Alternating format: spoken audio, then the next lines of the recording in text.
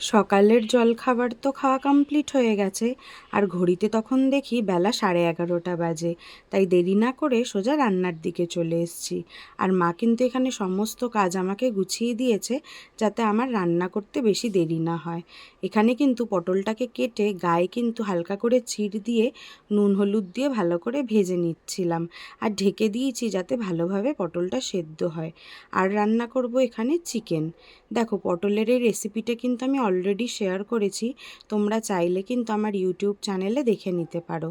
তবে আজকে না আর নারকেল দিইনি, আজকে আমি পোস্ত দিয়ে করেছি, সর্ষে পোস্ত পটল। আর আজ জানো তো কী হয়েছিল, মাংসটা রান্না বসিয়ে দিয়েছিলাম, তবে আদা রসুন দিতেই ভুলে গেছিলাম।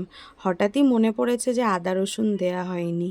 তারপরে জানো তো আদা রসুন দিয়ে ভালো করে মাংসটাকে কষিয়ে নিয়েছিলাম। আর এখানে কিন্তু আমার মাংসটা প্রায় হয়ে এসছে, আর আমি পাশে কিন্তু গরম জল বসিয়ে দিয়েছিলাম। তোমাদেরকে তো বলি যে গরম জল দিয়ে রান্না করলে কিন্তু রান্নার স্বাদ ভালো হয়। এখানে কিন্তু আমার সমস্ত কাজ হয়ে গেছে, আর সবশেষে কিন্তু আমি ভাতটা করে নিয়েছিলাম, যেটা এই যে সাইডেই উবুর দেওয়া ছিল। আর আমার মতো কারা এরকম গুছিয়ে কাজ করতে ভালোবাসো কমেন্টে জানিও।